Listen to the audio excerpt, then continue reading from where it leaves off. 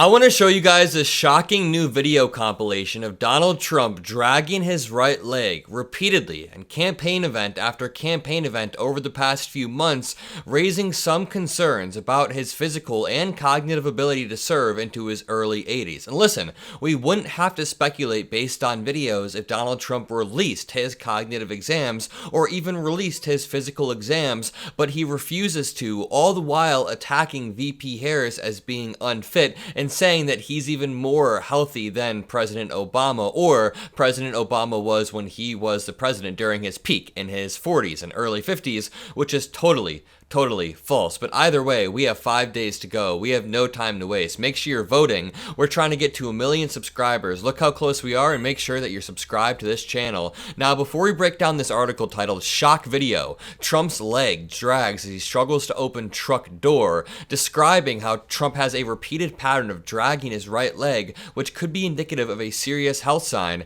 I do want to read this. It says, "The controversy over Donald Trump's absent medical records explained." In this article describes how VP Harris has perfectly dissected the problem with Donald Trump's refusal to release his medical records. So, the calls have been growing for Trump to release his medical records with about 5 days left in the campaign trail, and VP Harris pointed towards a legal battle of Ken Paxton, the Texas AG, and other right-wingers to access the private medical records of young women or women of any age across the state. Quote, "Please do see the irony," Harris said. "On the one hand, Donald Trump won't let anyone see his medical records. I gave up mine, and on the other hand, they want to get their hands on your medical record." She said that in Houston, Texas. And now the Attorney General of Texas is suing the United States government so that Texas prosecutors can check this out, so that Texas prosecutors can get their hands on private medical records of women who leave the state to get care. Now, I'd ask everybody here, please do see the irony, okay? Listen to this. On the one hand, Donald Trump won't let anyone see his medical records. I gave up mine. And on the other hand, they want to get their hands on your medical records. That is very clever messaging right here, and it comes in stark contrast to the way Donald Trump says he's aced multiple cognitive exams and he doesn't have to release his medical records. This one's hard to hear, but take a listen. Release your health records. Yeah, my health records, I've done 5 exams over the last 4 years. You've got them all. Obviously, I'm in the middle of a very big and very contentious fight. He just lied multiple times. He said he's done 5 exams over the past 4 years, if you couldn't hear, and he says that the media has them all. We don't have any of them, and the lady behind the camera says we don't have any of them. Then Trump says he's in the middle of a contentious battle, and that's why he can't release them. I just want to point out that's the exact reason he used as to why he couldn't release his tax returns. He said something to the effect of, "Oh, the IRS says I can't do it since I'm in the middle of some sort of big audit," when the IRS came out and said, "Hey man, you can release them if you want. You can release your tax returns." Big and very contentious fight. We're leading.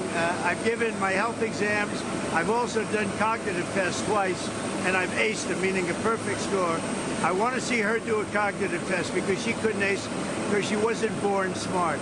She wasn't born smart. Even beyond the racism there, Donald Trump is always saying certain people have bad genes or not born smart. We have terrible genes coming over our border, quote, poisoning the blood of our country. Even beyond the racism of saying that someone like VP Harris wasn't born smart, the idea that you ducked out of a debate with somebody who you deem dumb, it's total projection, and it makes him such a loser. This article continues. A letter organized by the group Doctors for Harris argued that Donald Trump should have similar transparency to VP Harris regarding his cognitive exams, given his advancing age. Quote, "The American people deserve to have confidence in their elected officials, mental and physical capacity to do the jobs they've elected them to do," and the clip I'm about to play for you instills anything but confidence. This man is dragging his leg around, and a lot of people on Twitter are throwing out the word stroke, or saying this could be indicative of some sort of advancing age, and I don't want to speculate on specifics. I'm a 22-year-old who commentates on politics. I'm not qualified to dig into the realm of health and armchair diagnosing Donald Trump,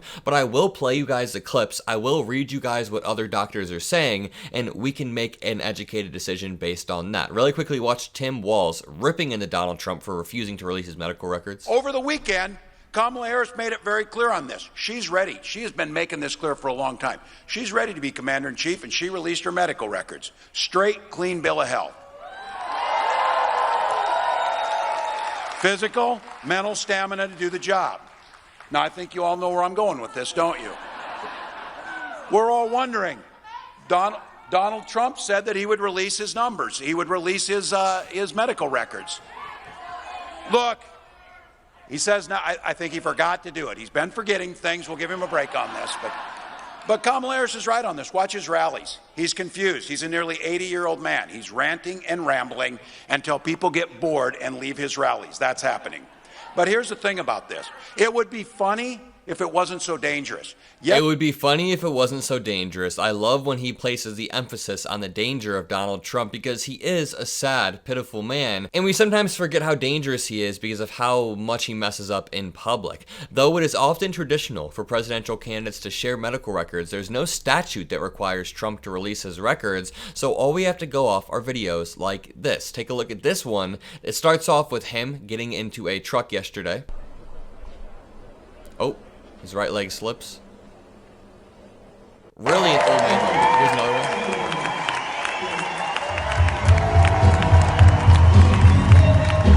He lost control of his right leg multiple times there.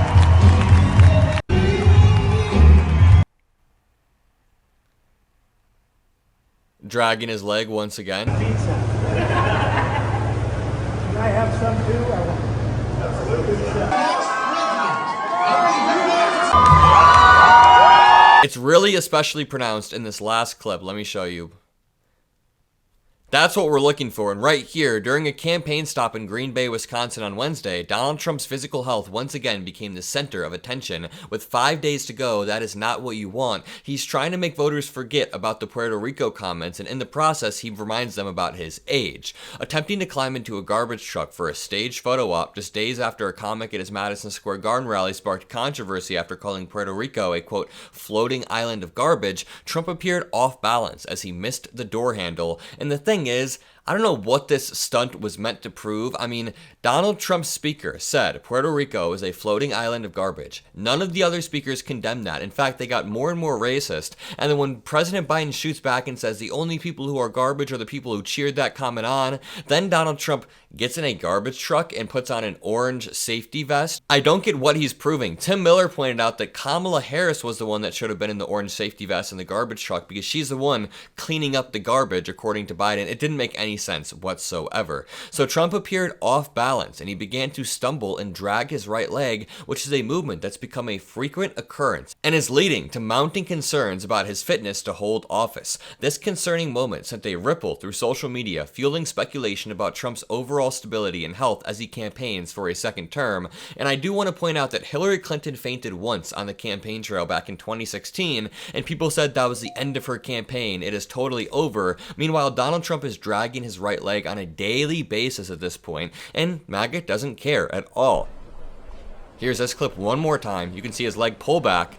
The really bad one again is here at the end. You can really see his leg, dragging right there. I mean, that's what happens when my leg falls asleep, but I'm a 22-year-old dude. Donald Trump is an older dude who does this on a day-to-day basis. The Las Vegas Sun published a damning piece on Wednesday addressing Trump's health concerns. They wrote, quote, as Trump continues his bid for a second term in the White House, there is an unsettling and undeniable shift that is leading many experts, observers, and even some Trump supporters to conclude that the former president's mental acuity and sharpness are also in decline, that his physical health and stamina are waning, and that his frustration and anger are boiling over. We don't even have to guess. We can watch videos. Let's compare a clip of Donald Trump from June 2015. Now, of course, he still is deranged in the speech. You know that I don't agree with anything he's saying here, but he is objectively more well-spoken. He's got a better stage presence. I mean, he's able to project his voice. Just listen, and then we'll compare it to his speech from the other day.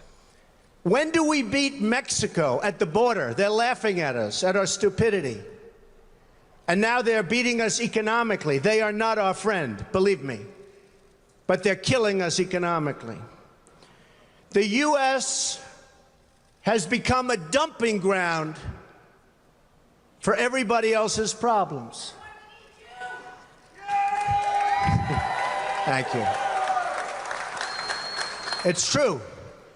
Even the way he says economically, he says we are getting killed economically. I mean, of course, it's not true. The economy was doing fine then. This was in 2015, 2016. Obama had largely recovered. But here's Donald Trump now. He can't speak the same way. 2 years ago, Tammy's 20-year-old daughter, Kayla Hamilton, who had an autism diagnosis, was found raped, tied up and strangled to death with a telephone cord. I mean, that's terrible, but like the tone is just so much different. It's just an awful, dark tone as he's descending into this spiral of madness like an old man. And before you click off, I do want to show you this article. Millions of movers reveal American polarization in action. This is what the early voting numbers tell us. Now, we have to take the early voting numbers with a grain of salt. I see some people on both sides predicting, well, on the MAGA side, number one, that Trump is going to sweep due to some early voting numbers in the state of Georgia or Pennsylvania, and that is not true. On the other side, I've seen people on our side try to take small pieces of data and say that this is it, we are going to win, and try to make it fit their narrative. And of course, while I want VP Harris to win, we can't just cherry pick data because we're nervous. We have to stay in a factual reality, and that's what this New York Times article does. This is Joshua Fisher on the left, a Democrat, and this is Ryan Troyer, a Republican, on the right.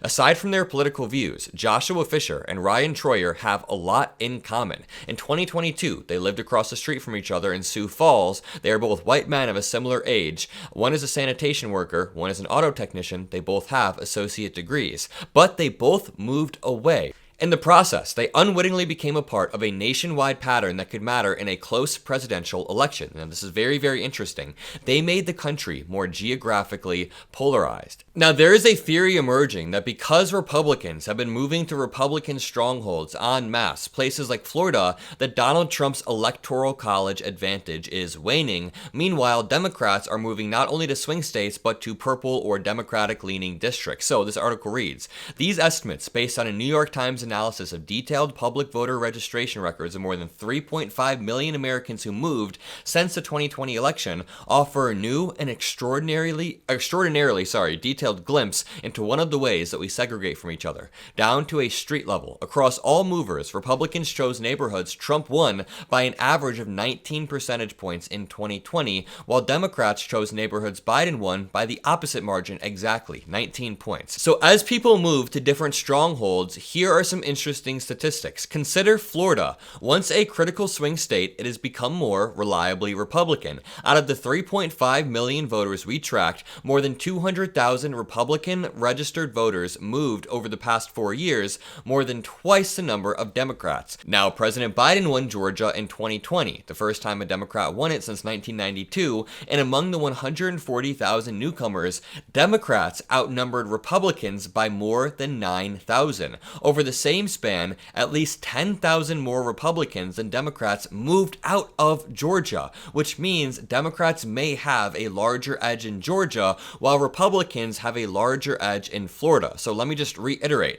Republican strongholds are growing more Republican. If you can imagine people draining out of swing states and moving to Florida because they want to be in a reliably red state that DeSantis is a governor of for one reason or another, I don't know, Republican minds are weird. In the process, they are making these swing states more reliably blue while making sure Trump's electoral college advantage is waning. In Arizona, a state that Biden won by less than 12,000 votes, incoming Republicans, a third of them from California, outnumbered incoming Democrats, and that is why we see Trump winning in Arizona. But in the three northern battleground states, the blue wall states, PA, Wisconsin, and Michigan, Democrats made small gains through migration. In Pennsylvania, this year's tipping point state, the key battleground state, Democratic gains actually came amid population loss. For both parties, more voters moved out than in, but Republicans lost more if you count the net. California has also contributed to this trend in a different way. By exporting Republicans en masse, more Republicans have moved out of Cali than any other state, and those who did made other states more red, like Texas, Arizona, Florida, and Nevada.